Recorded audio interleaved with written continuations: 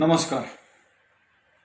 आजच्या व्हिडिओ लेक्चरमध्ये आपण retirement of partner lecture 5 objective type पूर्ण लेक्चर आपण याच्यामध्ये पाहणार आहोत. तर तुम्हाला जॉईन लेक्चर करायचे असतील, ऑनलाईन लेक्चर जॉईन करायचे असतील, जस्ट रिझनेबल फीज 8888906506 या नंबरवरती कॉन्टॅक्ट करा आणि आमच्या ऑनलाईन यूट्यूब चॅनलशी जोडून जावा. तर आजच्या ऑब्जेक्टिव्ह क्वेश्चन मध्ये आपण जो टॉपिक स्टडी करणार आहोत तो टॉपिक आहे याच्यामध्ये answer in one sentence only. Write the term, word, phrase which can substitute each of the following statement. Select the most appropriate answer from the alternative given below. State whether the following statements true or false. हे आपण topic याच्यामध्ये study करणार आहोत. तर एक एक question आपण याच्यामध्ये पाहणार आहोत, त्याचं एक्सप्लेनेशन पाहणार आहोत इन डिटेलमध्ये. तुम्हाला फक्त आन्सर लिहायचे, परंतु समजून घेण्यासाठी मी तुम्हाला त्याचं एक्सप्लेनेशन पण देणार आहे. मग जाऊयात सर्वप्रथम आपण आपल्या पहिल्या टॉपिककडे याच्यामधल्या answer in one sentence only. Okay, answer in one sentence only याच्यामध्ये एका वाक्यात आपल्याला उत्तर याचे लिहायचे आहेत. ते कशा प्रकारे लिहावे लागतील हे सगळं आपण याच्यामध्ये पाहणार आहोत. मग पहिला प्रश्न, who is the retiring partner. Retirement of partner means reconstitution of partner मध्ये दुसरा टॉपिक आपला चालू आहे retirement of partner. So who is retiring partner. तर आन्सर याचं काय येणार, retiring partner. Okay, answer a partner retiring from a firm that is ceasing to be a partner. Cease म्हणजे सोडून देणे, ओके, किंवा बंद करणे. Ceasing to be a partner of the firm due to agreement between them or at his own will or due to any other reason is called a retiring partner. जर एखादा व्यक्ती त्याच्या काही कारणास्तव किंवा त्याच्या इच्छेनुसार किंवा त्यांच्या पार्टनरशिपच्या ॲग्रीमेंटनुसार जर तो पार्टनरशिप फर्म सोडत असेल तर त्याला आपण रिटायरिंग पार्टनर असं म्हणतो. ओके, दुसऱ्या क्वेश्चनकडे जाऊयात. पुढचा क्वेश्चन आहे, what is gain ratio. Gaining ratio म्हणजे काय. तर gaining ratio means answer. So gaining ratio, okay,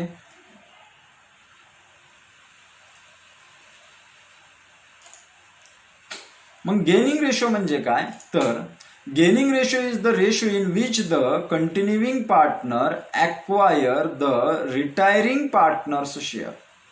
पहा परत एकदा, gaining ratio is the ratio in which the continuing partners acquire the retiring partners share. It is calculated on the retirement or death of a partner for the adjusting the retiring partner's share of goodwill. The formula for calculating of gain ratio is as follows. Gain ratio is equal to new ratio minus old ratio. Simple. तर आपलं क्वेश्चनचं answer इथंच संपलं. Gaining ratio is the ratio in which the continuing partners acquire retiring partner shares. Retiring पार्टनरचा share जे continuing partner acquire करत असतात यालाच आपण गेनिंग रेशो असं म्हणतो. Okay, it is calculated on retirement or death of a partner. एक तर रिटायरमेंट होत असेल किंवा death. Death is a compulsory retirement. Okay, means compulsory retirement from the world. Okay, या जगातूनच तो निरोप घेत असतो शेवटचा. मग त्याला आपण डेथ मध्ये पण त्याच प्रकारचं कॅल्क्युलेशन करत असतो आणि रिटायरमेंट मध्ये पण या प्रकारचं कॅल्क्युलेशन करतो. Of a partner for adjusting the retiring partner share of goodwill. Retiring पार्टनरचा जो शेअर आहे गुडविल मध्ये याला ऍडजस्ट करण्यासाठी आपल्याला हा पार्ट कॅल्क्युलेट करावा लागत असतो. ओके, आणि याचा फॉर्म्युला पण पाहिला, gain ratio is equal to new ratio minus old ratio. मी तुम्हाला थिअरी लेक्चर मध्ये पण सांगितलेलं आहे. पहा, थिओरिटिकल पार्ट मध्ये सांगितलं old ratio minus new ratio केला तर सॅक्रिफायसिंग रेशो मिळतो आणि new ratio minus old ratio केला जसं की समोर तुम्हाला फॉर्म्युला दिसतोय याच्यामध्ये आपल्याला गेन रेशो मिळतो. Okay, next question, how do you treat general reserve on retirement of partner. General रिझर्व्हला तुम्ही कशा प्रकारे ट्रीट करताल रिटायरमेंट ऑफ पार्टनर मध्ये. ओके, तर याच्यामध्ये आपल्याला ट्रीट कशा प्रकारे करायचे हे पाहूयात आपण. Okay, answer, the amount of general reserve is transfer to the capital account of all the partners in their profit sharing ratio. Thus is done to give the retiring partners his amount of share in the accumulated profit of the firm. Hence, all partners' capital account are credited with their respective shares. आता तुम्ही म्हणताल की sir हा एका वाक्यात सांगितलेले प्रश्न आहेत ना, तुम्ही एका वाक्यातच उत्तर दिलं पाहिजे. एका वाक्यातच उत्तर आहे, जे पहिलं वाक्य आहे तेवढंच उत्तर आहे. The amount of general reserve is transfer to the capital account of all partners in their profit sharing ratio. That's it. Okay, इथंच संपला हा पार्ट. किंवा credit side of capital account म्हणा, चालेल. मग पुढचा पार्ट का दिलाय? This is done to give the retiring partners his amount of share. तुम्हाला समजण्यासाठी दिलाय की आपल्याला हे का करायचंय. This is done to give the retiring partners his amount of share in the accumulated profit of the firm. Accumulated profit म्हणजे काय? जसे की तुम्ही पिगी बँक करत असतात किंवा गल्ला करत असतात, त्याच्यामध्ये टाकत असतात. म्हणजे तुम्हाला जो काही खर्चायला दिलेला पार्ट आहे, तुम्ही त्याच्यातली काही अमाऊंट खर्च करतात आणि काही अमाऊंट तुम्ही डिपॉझिट केल्यासारखी त्याच्यामध्ये सेफ म्हणून ठेवत असतात. ज्यावेळेस तुम्हाला ते कशासाठी लागत असतील त्यावेळेस तुम्ही ती सेव्हिंग काढत असतात. मग याच प्रकारचं बिझनेसमध्ये पण जनरल रिझर्व्ह अकाउंट असतं की फ्युचर कॉन्टिंजन्सीज ज्यावेळेस येतील, भविष्यामध्ये ज्यावेळेस बिझनेसमध्ये चढ उतार येतील आणि त्यावेळेस तुम्हाला पैशाची गरज तिथं भासेल, त्यावेळेस तुम्ही त्याच्यातला पैसा तुम्ही यूज करू शकता. ओके, म्हणून तर हा पुढचा पार्ट सांगितलेला आहे. आणि याला कुठे टाकायचं? Partners capital account are credited with their respective shares. इकडे याला आपल्याला ट्रान्सफर करावं लागेल. Next question, how is amount due to retiring partners settle. Retiring पार्टनरला जी अमाऊंट द्यायची ती कशा प्रकारे सेटल केली जाईल, तर आपण थिअरी लेक्चरमध्ये पाहिलेले आहे. बघूया आता आन्सर काय येईल याचं. The amount of due to retiring partners is assumed to be paid through loan if nothing is mentioned in the question regarding the mode of payment. The capital account of the retiring partner or deceased partner is closed by transferring the balancing figure to the credit side of retiring/deceased partner's loan account. The retiring/deceased partner's loan account will be shown on the liability side of the new balance sheet, that is post retirement or death. Okay, post retirement or death मध्ये तुम्हाला ही balance sheet मध्ये amount दिसेल. मग आता म्हटलं sir खूप मोठे उत्तर दिलेले आहेत. मोठे नाही आहे, त्याच्यामध्ये मेन पहिला पार्ट घ्यायचा आपल्याला. The amount due to retiring partner is assumed to be paid through loan if nothing is mentioned in the question regarding the mode of payment. Mode of payment काहीच सांगितलेला नसेल तर सरळ असं समजायचं आपल्याला त्याच्यामध्ये की ती लोन अकाउंटला ट्रान्सफर करायचं. त्याच्यामध्ये मेथड मी तुम्हाला सांगितलं होतं, lump sum method, partly paid in cash, partly transfer to loan and fully transfer to loan or instalment. ह्या 4 मेथड आहेत. मेथड ऑफ पेमेंट किती करायला लागतील, रिटायरिंग पार्टनर्स सेटल कसे करायला लागतील. The amount of retiring partners is paid or settled by lump sum method. Second, installment system or installment method. Third, partly paid in cash and partly transferred to loan account. And fourth, transfer to loan account. ज्यावेळेस question मध्ये कोणत्याही प्रकारचं तुम्हाला त्याच्यामध्ये कोणत्याही प्रकारचा उल्लेख केला जाणार नाही, त्यावेळेस आपल्याला असं समजायचंय की पूर्णपणे त्यांनी लोन अकाउंटला ट्रान्सफर केलेलं आहे. ओके, पुढे, how do you adjust retiring partner share of goodwill without opening goodwill account. Retiring पार्टनरचा गुडविल कशा प्रकारे, त्याचं गुडविल अकाउंट ओपन न करता तुम्ही कशा प्रकारे सेटल करू शकतात. तर answer, the retiring partner is paid his share of goodwill by debiting the remaining partners capital account in their gaining ratio and credited to the retiring partners capital account with the amount of premium. जेवढी amount त्याला मिळणार असेल, जसे की आपण Tom Jerry and Bob मध्ये पाहिलेलेच होते adjustment, त्या प्रकारेच आपल्याला इथं थिअरेटिकल पार्ट मध्ये उत्तर द्यायचे.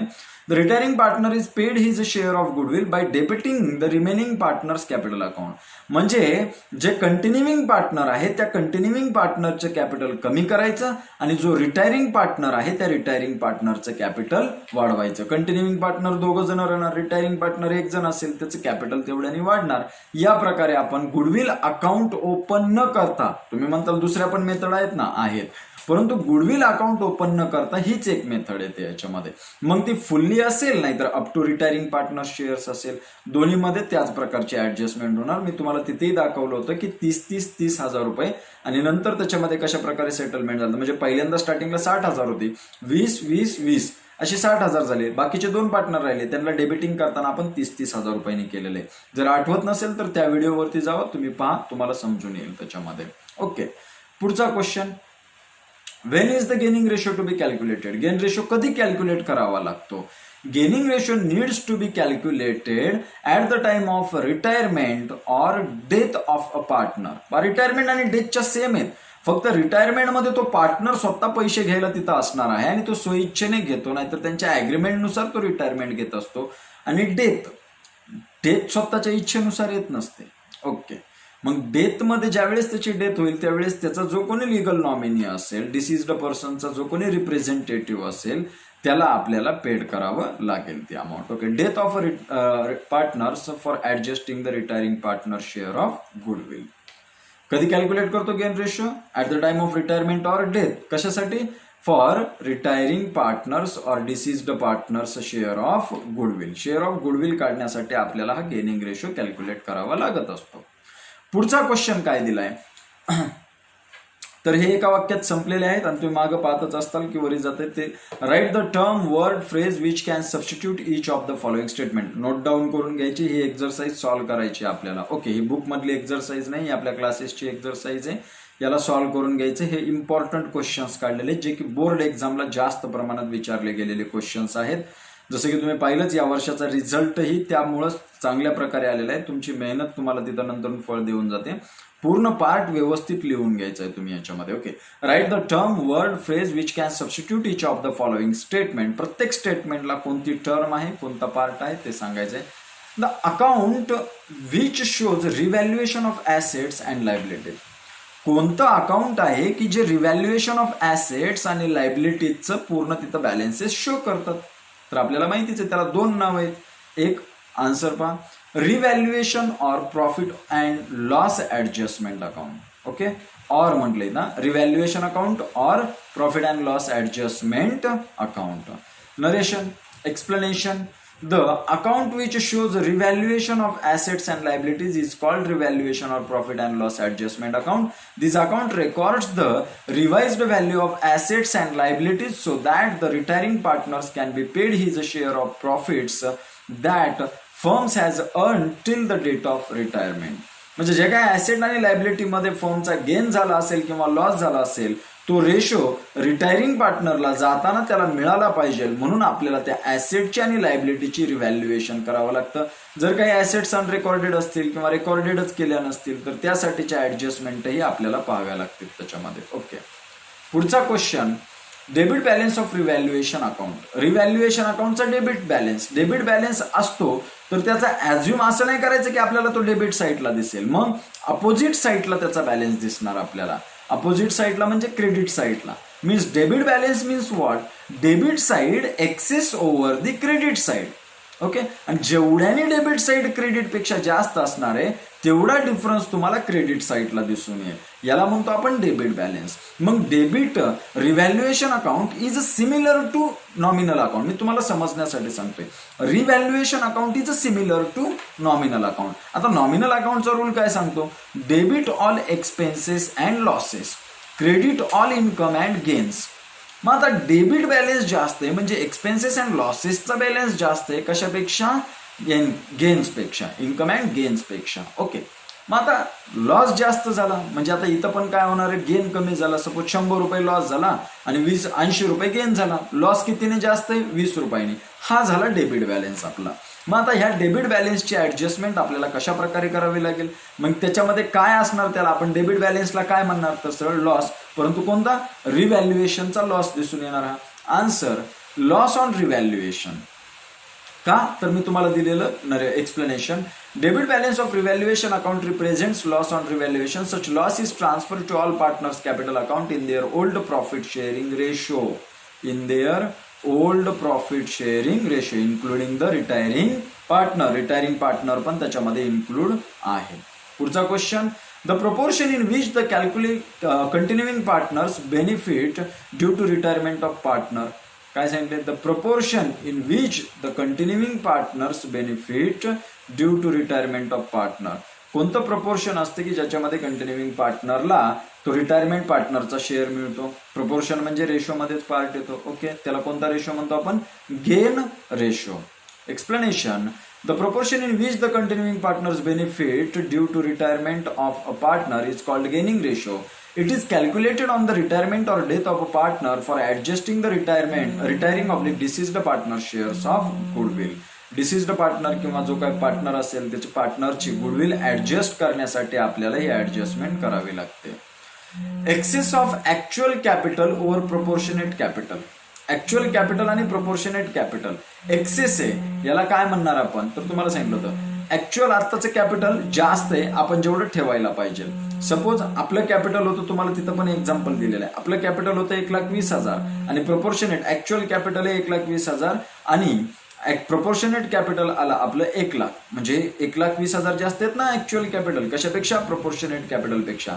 हा जो वरचा झाला याला आपण काय म्हणणार, सरप्लस. मग त्याला काय म्हणायचं आपल्याला, सरप्लस कॅपिटल. काय म्हणणार आपण त्याला, सरप्लस कॅपिटल. नोट डाऊन करून घ्यायचंय बरं, व्हिडिओ पॉज करत करत पहा, नोट डाऊन करून घ्या. Explanation. Excess of actual capital over proportionate capital is regarded as a surplus capital.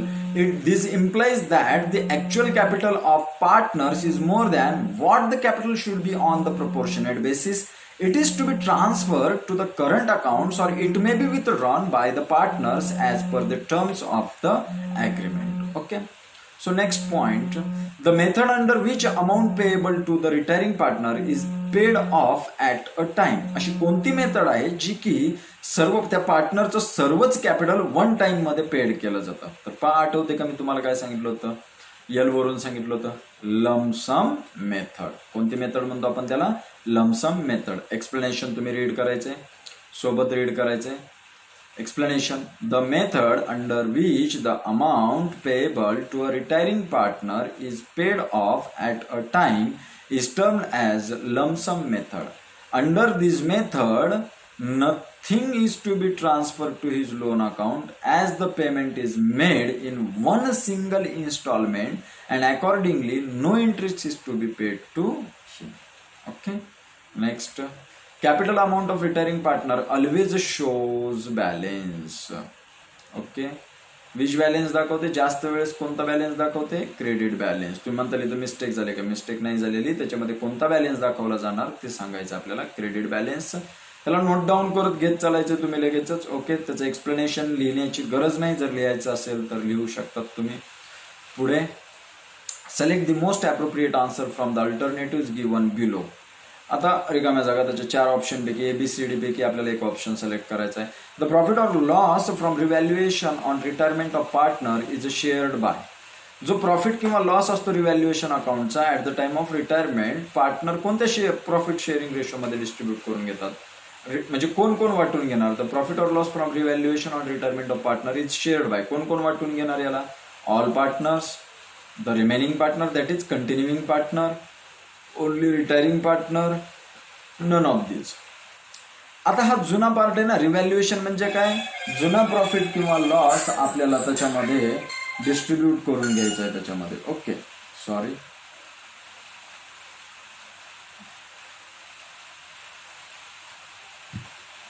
जुना प्रॉफिट किंवा लॉस आपल्याला त्याच्यामध्ये डिस्ट्रीब्यूट करून घ्यायचा आहे. मग याच्यामध्ये कोणता रेशो असणार, तर कोण कोण वाटून घेणार, ऑल पार्टनर्स, कारण सर्व जुने पार्टनर होते त्याच्यामध्ये. Okay. Answer, the profit or loss from revaluation on retirement of a partner is shared by all partners. जाऊयात नेक्स्ट क्वेश्चन कडे. एक्सप्लेनेशन तुम्ही रीड करून घ्या, व्हिडिओ पॉज करा. Okay. X, Y and Z are partners sharing profits in the ratio of 5:3:2. If Y retires, then new ratio will be X, Y, Z, म्हणजे Y चा share कुठे मध्ये. जर Y रिटायर झाला तर पहा, Y च्या शेअरवरती मी कर्सर ठेवलेला आहे. तर न्यू रेशो काय येणार, तर किती अंक दिसतात तुम्हाला, 2. मग याच्यामध्ये 5:2, 5:3, 3:2, 1:1. Answer, X, Y and Z are partners sharing profits in the ratio of 5:3:2. If retires, Y retires, then the new ratio will be 5:2. Okay. Explanation read करून घ्या. When goodwill is raised at its full value and it is written off, dash account is to be credited. ज्या वेळेस goodwill पूर्ण वाढवली जाते फुल value आणि it is return of, तर कोणता अकाउंट आपल्याला क्रेडिट करावं लागणार, एक cash account, goodwill account, all partners capital account, loan account. पहा, गुडविल रेज म्हणजे राईट ऑफ करायची, तर क्रेडिट कोणतं करावं लागणार आपल्याला, तर answer, when goodwill is raised its full value and it is written off, goodwill account is to be credited. कोणता अकाउंट क्रेडिट करावं लागणार, गुडविल अकाउंट. पण गुडविल रेज करताना goodwill account debit to all partners capital account आणि write off करताना continuing partners capital account debit to goodwill account अशा प्रकारची आपण जर्नल एंट्री पास करतो. तर एक्सप्लेनेशन तुम्ही समजून घ्या. याचं एक्सप्लेनेशन जे काय असेल ते तुम्ही पूर्णपणे रीड करा. तुम्हाला समजण्यासाठी जे मी मराठीतून सांगतो त्याच प्रकारचा पार्ट इंग्लिशमधून आलेला आहे एक्सप्लेनेशनमध्ये. जाऊयात नेक्स्ट क्वेश्चनकडे. Increase in the value of asset should be dash dash to profit and loss adjustment account. Increase in the value of asset should be dash dash to profit and loss adjustment asset. आता ॲसेटची value वाढली. पहिली 1 लाख रुपये होती, आता 1,20,000 आले. किंवा पहिली 2 लाख रुपये होती, आता 2,80,000 झाली. 2 लाखाची व्हॅल्यू 2,80,000 वर गेली. म्हणजे 80,000 फायदा होणार आहे का तोटा होणार आहे? तर फायदा. मी तुम्हाला आत्ताच सांगितलं की revaluation account is similar to, असं लिहायचं नाही कुठं, मी तुम्हाला समजण्यासाठी सांगतो. Similar to revaluation account is similar to nominal account. एक समजण्यासाठी नॉमिनल अकाउंटचा रूल एक्सप्लेन करा. मग debit all expenses and losses, credit all income and gains. मग याच्यामध्ये expenses and losses, income and gains आपण हे जर चेक केले तर हा इन्कम झालेला मीन्स गेन झालेला आहे. मग हा कुठे जाणार? Debited, credited, added, none of this. तर तुम्ही बरोबर उत्तर शोधलेले क्रेडिटेड. ओके. एक्सप्लेनेशन पाहून घ्यायचं आहे. एक्सप्लेनेशन टाईप होतं आहेच मागं. जाऊयात पुढच्या पॉईंटकडे. पुढचा point. If the goodwill is raised to the extent of retiring partner shares dash account is to be debited. Sorry माफ करा, पाऊस चालूच आहे इथं. पावसामुळे तुम्हाला काही आवाजामध्ये जर प्रॉब्लेम होत असेल तर माफ करा. If goodwill is raised to the extent of retiring partner share dash account is debited. Goodwill retiring पार्टनरच्या शेअरपर्यंत रेज केलं तर कोणतं अकाउंट डेबिट होईल? तर पहा इथं पण फिरून विचारलेला क्वेश्चन आहे. पहिला ऑप्शन आहे cash, goodwill, all partners capital account and retiring partners capital account. Answer debited कोणतं पाहिजे आपल्याला? Okay. If the goodwill is raised to the extent of retiring partner shares goodwill account is to be debited. कारण आता journal entry आहे goodwill account debit to all partners capital account at the time of entire firms goodwill raised. ज्यावेळेस entire फर्मची goodwill raise करायची असेल त्यावेळेस आपल्याला all partners द्यायचे. पण डेबिटला कोण राहिलं? गुडविलच. आता अप टू रिटायरिंग पार्टनर शेअरमध्ये जर्नल एंट्री काय येणार? Goodwill account debit to retiring partners share account. ही journal entry up to retiring partner शेअर्समध्ये आपल्याला घ्यायची. ओके. जाऊयात पुढे. एक्सप्लेनेशन पाहून घ्या. ओके. एक्सप्लेनेशन आहे, व्हिडिओ पॉज करून रीड करून घ्या. पुढे gaining ratio means old ratio minus new ratio. Answer okay sorry इथं state whether the following statements are true or false. Gaining ratio means old ratio minus new ratio. Answer false. Gaining ratio means new ratio minus old ratio. Okay. Next, retiring partner shares in profit up to the date of his retirement will be debited to the profit and loss suspense account. Retiring partnerचा share असतो profit मध्ये up to the date of his retirement will be debited to the profit and loss suspense account. Answer true. तुम्हाला सांगितलं होतं ना profit and loss suspense account एक assumed profit आपल्याला calculate करायचा असतो. ते व्हिडिओज जर तुम्ही क्लिअर पाहिले असतील पहा याच्यातले क्वेश्चन बोर्ड एक्झामला मॅक्झिमम टाईप आलेले आहेत. हे बोर्ड एक्झामचे क्वेश्चन्स आहेत म्हणून तुम्ही व्यवस्थित करून घ्या. विनंती राहील माझी. तुम्हाला जर मार्किंग आउट ऑफ पाहिजे तर हे क्वेश्चन्स तुम्ही व्यवस्थित करून घ्या. ओके. चला. Amount due to a retiring partner if not paid appears as his loan in the books of the firm. Amount due to the retiring partner if not paid appears as his loan in the books of the firm. आत्ताच तुम्हाला थोड्या वेळापूर्वी उत्तर सांगितले true. काही जर बुक्समध्ये सांगितलं नसेल तर त्याला लोनला ट्रान्सफर करायचं असतं असा क्वेश्चन विचारलाय. बरोबर आहे का? बरोबर आहे. एक्सप्लेनेशन पाहून घ्या.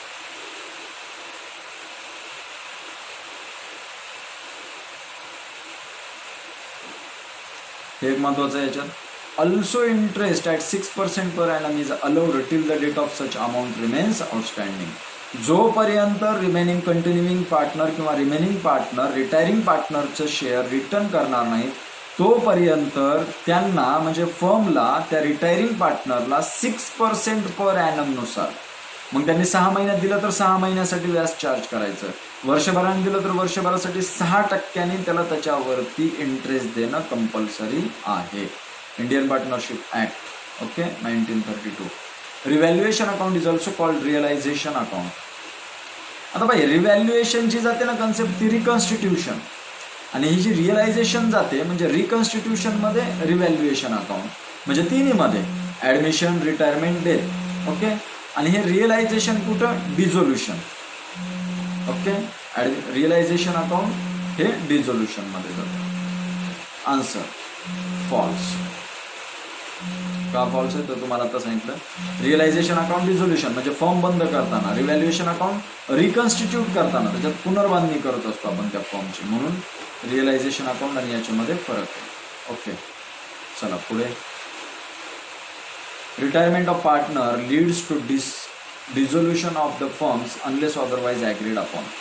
आता पहा याच्यामध्ये फरक आहे. रिटायरमेंट ऑफ पार्टनर म्हणजे डिझोल्युशन ऑफ द फर्म नाही. मग डिझोल्युशन ऑफ पार्टनर असं म्हणू शकतो आपण, डिझोल्युशन ऑफ फर्म नाही म्हणू शकत, कारण रिकन्स्टिट्यूशन ऑफ पार्टनरशिप म्हणजे dissolution of partner. Reconstitution of partnership म्हणजे dissolution of partner but not dissolution of partnership firm. पहा एका ठिकाणी डिझोल्युशन ऑफ पार्टनर आणि डिझोल्युशन ऑफ फर्म.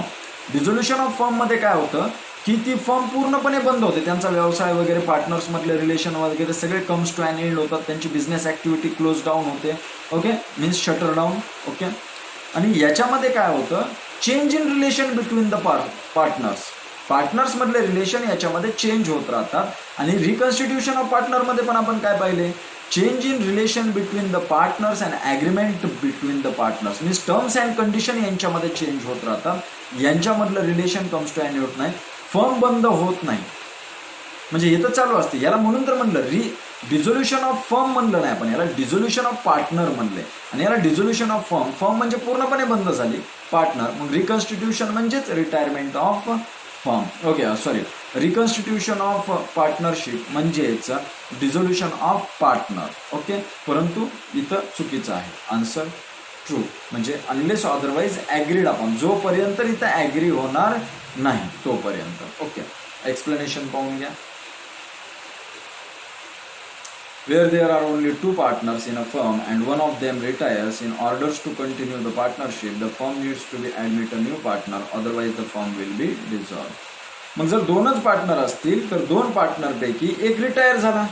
आता एक पार्टनरची फर्म तर म्हणू शकत नाही, मग काय करावं लागेल, त्याला दुसरा पार्टनर घ्यावा लागेल, नाहीतर मग ती फर्म डिझॉल्व्ह करून टाकावी लागेल. ओके.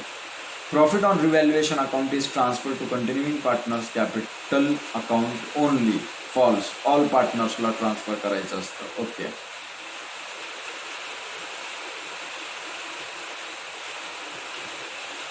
ओके. तर थांबूयात इथंच. आजचं लेक्चर इथंच संपलं आणि पाहूयात पुढच्या लेक्चरमध्ये अजून एक क्वेश्चन आपण घेणार आहोत, प्रॅक्टिकल क्वेश्चन घेणार आहोत, ज्याच्यामध्ये जर्नल एंट्रीजचा पण एखादा क्वेश्चन आहे. अजून 4 ते 5 प्रकारचे क्वेश्चन आपण याच्यावरती घेणार आहोत. जर्नल एंट्रीजचा पार्ट याच्यामध्ये आपण घेणार आहोत. तोपर्यंत धन्यवाद. ओके. पाहूयात पुढच्या लेक्चरमध्ये.